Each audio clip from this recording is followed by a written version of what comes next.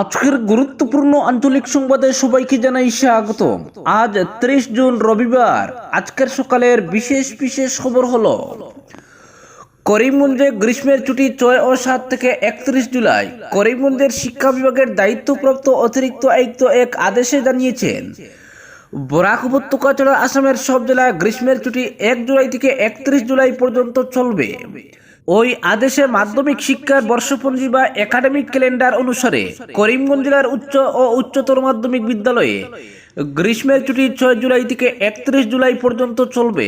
পাশাপাশি প্রাথমিক শিক্ষার বর্ষপঞ্জি হিসেবে করিমগঞ্জ জেলার নিম্ন প্রাথমিক ও মধ্য ইংরেজি বিদ্যালয়ে গ্রীষ্মের ছুটি 7 জুলাই থেকে 31 জুলাই পর্যন্ত চলবে। এতে মাধ্যমিক শিক্ষার বর্ষপঞ্জিতে 1 থেকে 5 জুলাই গ্রীষ্মের ছুটি চলতি বছরের 14 অক্টোবর থেকে 18 অক্টোবর দুর্গাপূজার ছুটির সঙ্গে যোগ করে দেওয়া হয়েছে।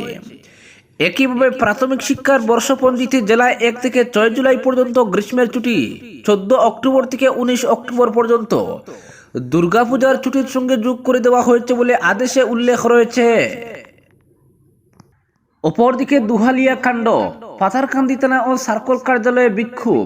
দুহালিয়া কাণ্ডে পাথারকান্দি থানা ও সার্কল কার্যালয়ে বিক্ষোভ প্রদর্শন করলেন হিন্দুত্ববাদী সংগঠনের কর্মকর্তা সহ জনতা। জানা গেছে গত 14 জুন পাথারকান্দি থানা অধীন দুহালিয়ায় একটি হিন্দু পরিবারের মহিলার উপর স্থানীয় একদল দুষ্কৃতীর হামলার ঘটনায় প্রায় এক পক্ষকাল অতিক্রান্ত হবার পর পুলিশ অভিযুক্তদের ধরতে ব্যর্থ হয়। এমন অভিযোগে শনিবার পাথারকান্দি থানা ও সার্কল কার্যালয়ে বিক্ষোভ প্রদর্শন করল বিভিন্ন হিন্দুত্ববাদী সংগঠন। এইসব সংগঠনের পক্ষ থেকে শতাধিক পুরুষ ও মহিলা পৃথক পৃথকভাবে থানা ও সার্কল কার্যালয়ে জড়ো হয়ে গণতান্ত্রিক পদ্ধতিতে বিক্ষোভ প্রদর্শন করেন। তারা আগামী 24 ঘন্টার মধ্যে এই ঘটনার হামলাকারীদের গ্রেফতারের দাবি জানিয়ে ইন্সপেক্টর ওসি ও সার্কল অফিসারের কাছে দুটি স্মারকপত্র তুলে দেন। এতে তারা এই ঘটনার তীব্র প্রতিবাদ জানিয়ে অবিলম্বে অভিযুক্তদের গ্রেফতার সহ দৃষ্টান্তমূলক শাস্তির জোরালো দাবি জানান। অন্যথায় আগামী দিনে তারা গণতান্ত্রিক পদ্ধতিতে বৃহত্তর আন্দোলন গড়ে তোলার হুঁশিয়ারি প্রদান করেন। উল্লেখ্য, পাথারকান্দি থানাধীন 5 নং দুহালিয়া গত 14 জুন ভিন ধর্মাবলম্বী একদল দুষ্কৃতী স্থানীয় কল্পনা রানী দেবনাথ এবং তার মেয়ে পায়েল দেবনাথের উপর হামলা চালানোর ঘটনায় গোটা এলাকা জুড়ে ব্যাপক চাঞ্চল্য ছড়িয়েছে। অপরদিকে দিন দুপুরে এক মহিলার টাকার ব্যাগ ছিনতাই করে নিয়ে পালানোর সময় জনতার হাতে ধরা পড়ল এক ছিনতাইবাজ। ঘটনাটি ঘটেছে নিউ শিলচর এলাকায়। জানা যায় শনিবার শিলচর ন্যাশনাল হাইওয়ে রোডের একজন মহিলা ব্যাংক থেকে টাকা তুলে কিছু খাওয়ার জন্য একটি হোটেলে ঢুকেন। সেই সময় ছিনতাইবাজ সুযোগ বুঝে মহিলার টাকার ব্যাগ নিয়ে পালিয়ে যায়। তখন মহিলা চেঁচামেচি শুরু করলে স্থানীয়রা দৌড়ে গিয়ে চোরকে পাকড়াও করেন। এরপর উত্তম মধ্যম দিয়ে পুলিশের কাছে তুলে দেন। সে চুরি করেছে বলে জনতার কাছে স্বীকার করে। অপরদিকে রুদ্ধশ্বাস ম্যাচে ভারতের বিশ্বজয় কাটল 11 বছরের খরা। ম্যাচের শেষ বলের উপর উপুল হয়ে মাঠে শুয়ে পড়লেন রোহিত শর্মা, কান্নায় ভাসিয়ে দিলেন হার্দিক পান্ডিয়া। বারবাডোজের স্টেডিয়ামে ভেসে এলো একটাই গান, চক দে ইন্ডিয়া। রুদ্ধশ্বাস ম্যাচে ভারতের বিশ্বজয় কাটল 11 বছরের খরা। দক্ষিণ আফ্রিকাকে হারিয়ে টি-20 বিশ্বকাপ চ্যাম্পিয়ন ভারত। শনিবার বারবাডোজে কেনসিংটন ওভালে 7 রানে জিতলেন রোহিতরা। শেষ ওভারে প্রয়োজন ছিল 16 রান। হার্দিক পান্ডিয়ার বলে বাউন্ডারি লাইনে সূর্যকুমার যাদবের দুর্ধর্ষ ক্যাচ সাদা বলের ক্রিকেটে অন্যতম সেরা ক্যাচের মধ্যে নিঃসন্দেহে জায়গা পাবে। মিস করলেই 6। সেখানে সবাইকে অবাক করে তালুবন্দি করলেন সুরিয়া। ম্যাচ পকেটে পার্থক্য করে দিলেন হার্দিক পান্ডিয়া। প্রায় হারা ম্যাচ জেতালেন দেশকে। হেনরিচ ক্লাসেন এবং ডেভিড মিলারের দুটো গুরুত্বপূর্ণ উইকেট তুলে নিয়ে ভারতের বিশ্বজয় নিশ্চিত করলেন হার্দিক। ম্যাচের সর্বোচ্চ রান বিরাট কোহলির, 59 বলে 76 রান করেন। শনিবার দলকে চ্যালেঞ্জিং স্কোর উপহার দিতে দুর্দান্ত ব্যাটিং করেছেন প্রাক্তন অধিনায়ক বিরাট কোহলি। ফাইনালের আগে 7 ম্যাচে 75 রান করা বিরাট ফাইনালে করেছেন 59 বলে 76 রান। মূলত বিরাট কোহলির ব্যাটে ভর করেই ভারত 176 রানের স্কোর খাড়া করে। রান তাড়া করতে নেমে 12 রানে 2 উইকেট হারিয়ে চাপে পড়ে যায় দক্ষিণ আফ্রিকা। তৃতীয় উইকেটে ত্রিস্টান শ্রাপসের সঙ্গে 38 বলে 58 রানের জুটি দলকে খেলায় ফেরান ওপেনার কুইন্টন ডিকক। এরপর হেনরি ক্লাসেনের সঙ্গে 23 বলে 34 রান করে আউট হন ডিকক। পঞ্চম উইকেটে ডেভিড মিলারকে সঙ্গে নিয়ে মাত্র 22 বলে 45 রানের জুটি গড়েন ক্লাসেন। 34 বলে দক্ষিণ আফ্রিকার প্রয়োজন ছিল 45 রান। অক্সর প্যাটেলকে 2 4 আর 2 ছক্কা হাঁকিয়ে 24 রান আদায় করে ম্যাচ নিজেদের নিয়ন্ত্রণে নিয়ে নেন হেনরি ক্লাসেন। জয়ের জন্য শেষ 30 বলে প্রয়োজন ছিল মাত্র 30 রান, কিন্তু এখান থেকেই খেলা ঘুরে যায়। হেনরি ক্লাসেন ও মার্কো জেনসেনের উইকেট হারিয়ে চাপের মধ্যে পড়ে যায় দক্ষিণ আফ্রিকা। জয়ের জন্য শেষ 12 বলে প্রয়োজন ছিল 20 রান। অর্শদীপ সিংয়ের 19তম ওভারে মাত্র 4 রান আসে। জয়ের জন্য শেষ 6 বলে দক্ষিণ আফ্রিকাকে করতে হতো 16 রান। ব্যাট করছিলেন ডেভিড মিলার ও কেশব মহারাজ। শেষ ওভারের প্রথম বলে ছক্কা হাঁকাতে গিয়ে বাউন্ডারিতে ক্যাচ তুলে দিয়ে প্যাভিলিয়নে ফেরেন ডেভিড মিলার। শেষে জয়ের জন্য 4 বলে দরকার ছিল 12 রান। তৃতীয় বলে সিঙ্গল নেন রাবাদা। জয়ের জন্য 3 বলে প্রয়োজন ছিল 11 রান। চতুর্থ বলে 1 রানের বেশি করতে পারেননি মহারাজ।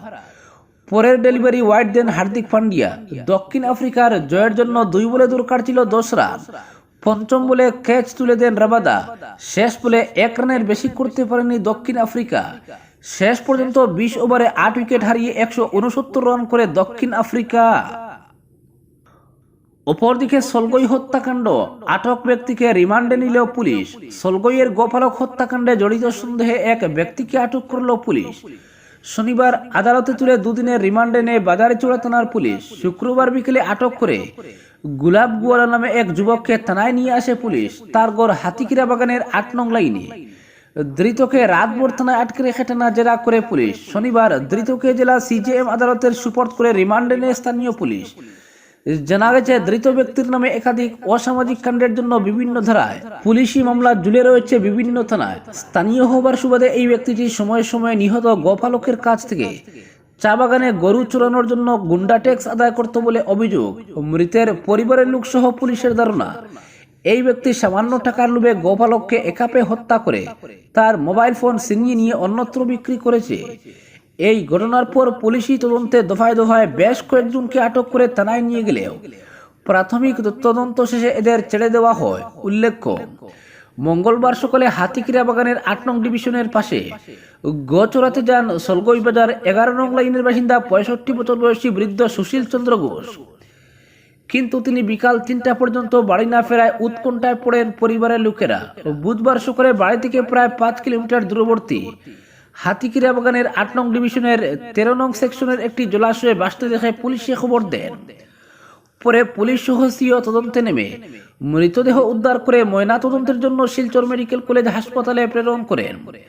মৃতের শরীরে একাধিক ধারালো দায়ের কোপ ও হাত দুটি ভাঙ্গা পাওয়া গেছে, ফলে তাকে খুন করা হয়েছে বলে স্পষ্ট ধারণা স্থানীয়দের। অপরদিকে ভারী বৃষ্টিতে বিপর্যস্ত দিল্লি, মৃত্যু 10 জনের। তীব্র দাবদাহের পর ভারী বৃষ্টিতে বিপর্যস্ত দিল্লি, 10 জনের বেশি মৃত্যুর খবর পাওয়া গেছে। গত 28 জুন রাজধানীতে বর্ষার বৃষ্টি শুরু হয়। বৃষ্টিতে কার্যত জবুতবু দিল্লির রাজপথ। বিগত 88 বছরের মধ্যে এই প্রথম দিল্লিতে একদিনের বৃষ্টিতে গোটা রাজধানী জলবন্দী হয়ে পড়েছে। মৃতদের মধ্যে 2 জন শিশু। রোহিণীর প্রেমনগর এলাকায় 39 বছর বয়সী এক যুবকের বিদ্যুৎস্পৃষ্ট হয়ে মৃত্যু হয়েছে। নিউ উসমানপুর এলাকায় বৃষ্টির জলে ডুবে মৃত্যু হয়েছে 2 শিশুর। শুক্রবার ভারী বৃষ্টির কারণে মর্মান্তিক ঘটনা ঘটে দিল্লিতে ইন্দিরা গান্ধী আন্তর্জাতিক বিমানবন্দরের সংস্কার হওয়া টার্মিনাল 10-এ এক ক্যাব চালকের মৃত্যু সহ 8 জন আহত হয়। পুলিশ জানিয়েছে, উত্তর পশ্চিম দিল্লির শালিমারবাগে ভূগর্ভস্থ বৃষ্টির জলে ডুবে মৃত্যু হয়েছে 20 বছরের এক যুবকের। শনিবার সকালে বসন্ত বিহারে 3 জন শ্রমিক এক নির্মাণাধীন দেওয়াল দোষে মারা গেছে। প্রণতি ময়দানের মূল টানেলগুলি বন্ধ করে দেওয়া হয়েছে। লুটিয়েন্স দিল্লির একাধিক এলাকা জলবন্দী। দিল্লির মন্ত্রী অতিশীক কংগ্রেস নেতা শশী থারুর, মনীষ তিওয়ারি সহ সমাজবাদী দলের নেতা রামগোপাল যাদবের বাংলোর রাস্তা প্লাবিত। একাধিক রাস্তা জলের তলায়। জলের তুলে ভেসে গেছে বহু গাড়ি। বিদ্যুৎ বিচ্ছিন্ন বহু এলাকা। গাছ উপড়ে পড়েছে। কিষানগঞ্জে প্লাবিত কডিয়া ব্রিজের আন্ডারপাসের নিচে একটি বাসের ভিতরে আটকে থাকা যাত্রীদের উদ্ধার করা হয়েছে। অপরদিকে বিদ্যুৎ বিলের পর বৃদ্ধি পরিষেবা কর, জনতার ঘাড়ে ক্ষোভ। সমিতির পঞ্জীয়ন মাসুল এখন কম লাগছে আগের চেয়ে, বললেন রঞ্জিত দাস। রাস্তায় বেরোলেই ফাইনের প্রকোপ থেকে আমজনতাকে স্বস্তি দিয়েছে সরকার, কিন্তু পরিষেবা কর বৃদ্ধি করে ফের জনগণের পকেট কাটার সিদ্ধান্ত নেওয়া হলো। সরকারের বিভিন্ন পরিষেবা পেতে গেলে এখন থেকে আরো বেশি হারে মাসুল গুনতে হবে আমজনতাকে। সমিতির পঞ্জীয়ন মাসুল থেকে শুরু করে অন্যান্য পরিষেবার মাসুলও বৃদ্ধি করা হয়েছে। তবে পঞ্চায়েত ও গ্রাম উন্নয়ন মন্ত্রী রঞ্জিত দাসের দাবি, সমিতির পঞ্জীয়নে আগে অন্তত 5,000 টাকা লাগতো, সেই তুলনায় এখন কম লাগছে মাসুল। 2 চাকার বাহন চালকদের ফাইনের জেলা থেকে মুক্তি দেওয়া হয়েছে ঠিকই, কিন্তু ইতিমধ্যেই বিদ্যুৎ মাসুলে যোগ হয়েছে অতিরিক্ত কর। ফলে জুলাই মাস থেকে আগামী 3 মাসের জন্য বিদ্যুৎ বিলে অতিরিক্তভাবে যোগ হবে ইউনিট প্রতি 1.29 টাকা করে। স্বাভাবিকভাবে বাড়বে বিদ্যুতের বিল। বিভিন্ন পুরসভা জলকরও বৃদ্ধি করেছে। ফলে মূল্যবৃদ্ধির চাপে থাকা জনগণের মাথায় ব্যয়ের বোঝা আরও বেড়েছে। এরপর পরিষেবা করও বৃদ্ধি করল সরকার। ফলে সরকারের বিভিন্ন পরিষেবা পেতে গেলে এখন থেকে অধিক হারে মাসুল গুনতে হবে জনগণকে। সেই অনুযায়ী জমি কেনাবেচা নামজারির জন্য আগের চেয়ে বেশি মাসুল ভরতে হবে। ফ্ল্যাট কেনাবেচা পঞ্জীয়নের জন্য মাসুলের ব্যয় বেশি হবে আগের চেয়ে। একইভাবে এনওসি, হলফনামা, বিভিন্ন ধরনের প্রমাণপত্র ইত্যাদির জন্য বাড়বে মাসুল। গাড়ি কেনাবেচা, চালকের লাইসেন্স, বিয়ের পঞ্জীয়ন ইত্যাদিও বাড়বে। পঞ্চায়েত পর্যায়ে বিভিন্ন সমিতির পঞ্জীয়ন মাসুল বৃদ্ধি করে গত 10 জুন নির্দেশনা জারি করা হয়েছে অর্থ দফতর থেকে। অর্থ সচিবের জারি করা নির্দেশনা অনুযায়ী পঞ্চায়েত পর্যায়ে যে কোনো সমিতির পঞ্জীয়ন মাসুল বেড়েছে 500 থেকে 1,000 টাকা অবধি। সেই অনুযায়ী যে কোনো সমিতির পঞ্জীয়ন মাসুল এখন 2,000 টাকা করে বেড়ে হবে 2,500 টাকা। সমিতির নবীকরণের মাসুলও 2,000 টাকা করে বেড়ে হবে 2,500 টাকা। পঞ্জীয়নের প্রতিলিপি পেতে হলে মাসুল দিতে হবে 2,500 টাকা। একইভাবে সমিতির নিয়মনীতি পরিবর্তনের ক্ষেত্রে আগে কোনো মাসুল না লাগলেও এখন থেকে গুনতে হবে 1,000 টাকা করে। তবে পঞ্চায়েত ও গ্রাম উন্নয়ন মন্ত্রী রঞ্জিত দাস সেটা মানছেন না। তার দাবি, সমিতির পঞ্জীয়নে আগে অন্তত 5,000 টাকা লাগতো, সেই তুলনায় এখন কম লাগছে মাসুল। তিনি বলেন, আগে সমিতির পঞ্জীয়নের জন্য কমপক্ষে 5,000 টাকা লাগতো। বিধায়ক থাকাকালীন আমি নিজেও কংগ্রেসের শাসনে 5,000 টাকা দিয়ে সমিতির পঞ্জীয়ন করিয়েছি।